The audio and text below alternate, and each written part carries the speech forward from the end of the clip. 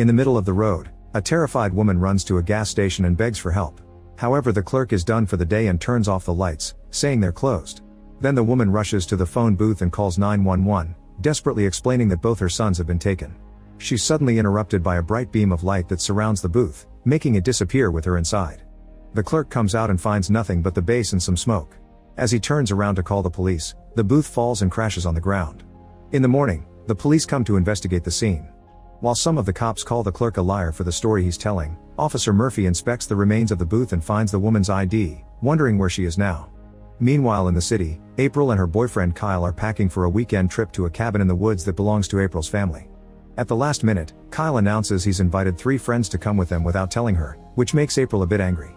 Her mood gets better when they get on the road and she finally relaxes. Seth decides to fire a flare for fun, so they end up being pulled over by Murphy. When he hears where they're going, he warns them that there have been unusual disturbances in the area like break-ins and animals being killed, so they should be careful. After letting the group go with just a warning for their behavior, Murphy goes to see the local farmer, who has found a dead pig. He thought that the coyotes did it, but Murphy points out the wound is too exact and clean. It's the same mutilation he's been seeing on all the animals in the area. As soon as the group makes it to the cabin, they start having some fun with alcohol in the pool.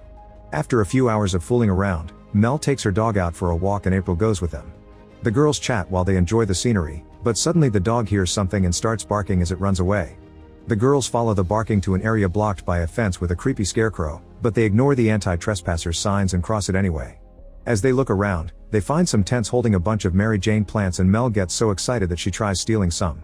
Soon the dog returns to them only to be followed by the property owner, who threatens them with an axe. The girls try to explain they just were looking for the dog and that they're staying in the cabin. Hearing about the cabin makes the man realize he knows April. His name is Travis and he was a friend of her family, so he met April as a kid. Soon April remembers him too and the girls accept his invitation to the house.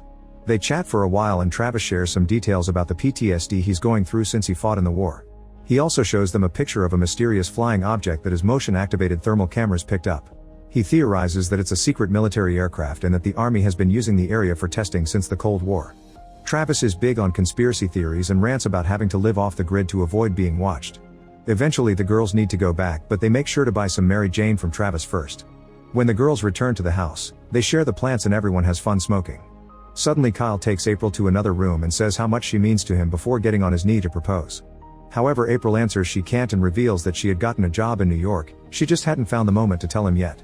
Hurt, Kyle assumes she's breaking up with him and storms out of the room. Their friends misunderstand and start celebrating, but when they catch on, Mel comforts April. Meanwhile at the police station, Murphy is checking the surveillance footage from the gas station. The phone booth really did disappear under a light, and to Murphy's shock, there appears to be a presence hiding in the glow. Later in the evening, the group gets drunk because they're bored since they don't have TV or cell phone service. Kyle and April try to communicate while everyone watches, but their conversation is interrupted when they see a huge ball of fire coming down in the sky and crashing in the woods with a huge explosion. As Seth films everything with his phone, the group goes to investigate, assuming they saw a plane. However, they're shocked to discover a real spaceship and footprints that indicate aliens are now wandering in the forest. Terrified, the group rushes back to the cabin and argues over what to do while it starts raining. Seth points out the police won't believe them if they call, and April says they should just drive back to the city. Suddenly the power goes out, but April says it's normal because of the storm. They go to the basement to check the breakers, and at that moment they hear the dog barking followed by strange noises. Remembering her father kept a gun in that basement, April quickly grabs it before the group goes back upstairs. The cabin is completely dark, so the group uses flashlights to look around the room, finding a bunch of broken things. When a lightning strike lights up the area, the group discovers an alien standing by the glass door. April immediately opens fire and the alien disappears as the glass shatters. The group rushes outside and notices that the alien has fallen into the pool, so its body is slowly sinking. Freaking out, everyone finally agrees to leave and rush to the car to get away. After just a few minutes of driving, they discover a fallen tree blocking the only road to the city. When they take a closer look, they discover the cut is too clean, so it wasn't the lightning that did it. The rain suddenly stops falling, but when they look back, they discover it's only raining in certain parts of the road. At that moment a red light covers the area and the group looks up to discover an alien spaceship hovering above them. Everyone rushes back to the car, however the spaceship fries all the electronics and now the vehicle won't start. Panicking, Lex gets out of the car, so the aliens use the chance to use their light and kidnap her. Hysteria takes over the group and they start running to the forest. Meanwhile Murphy continues to investigate and finds a camper van in the woods surrounded by a mess. Nobody answers his knocking, so he goes inside and finds a camcorder on the ground, which he picks up to watch the last footage. A family is out camping when they suddenly see a light in the sky. The child runs off to get a better look, only to be beamed up and kidnapped by the aliens. Once the video is over, Murphy looks deeper in the vehicle and sees blood in the bathroom. Then the mother from the video comes out of hiding to attack him. He manages to calm her down and the woman explains the aliens abducted her husband and son, claiming that they conduct experiments to learn everything about humans. Murphy calls an ambulance and before the doctors take her away, the woman urges Murphy to assist the people who are trapped in the spaceship. The aliens bring most people back but there are still hundreds up there, some have even been there for years. Back to April's group, they reach Travis' place and have to calm the guy down as he attacks them for mistaking them for trespassers. They tell him everything and show him Seth's video. Travis then explains that the US government has had a treaty with the extraterrestrials since Roosevelt's term. This treaty states that aliens are allowed to abduct humans for experiments and in return humans can keep on acting as if they own the planet. There's only one very important rule: nobody should attempt to engage with the aliens, which April broke by shooting one of them. At that moment Mel notices something on the radar and Travis confirms that it's the spaceship, which quickly disappears from the screen. Travis says that means it landed. Suddenly the lights go out so everyone starts running except for Travis, who tells them how to get back to their cabin while he stays to fight. He finds a hole in one of his tents and as soon as he hears the alien moving in the darkness, he opens fire. There's no alien body around, so next Travis hides under a table and looks around with his flashlight. When he sees the alien jump above him, he opens fire again and hears the creature's body fall before some nasty alien goo falls on his face. Thinking it's over, Travis comes out of hiding, only for another alien to grab him. In the meantime April's group makes it to the cabin and starts boarding up all the windows. A strange noise can be heard outside and April peeks through the peephole only to find an alien standing at their doorstep at the same time that very bright lights shine through the windows.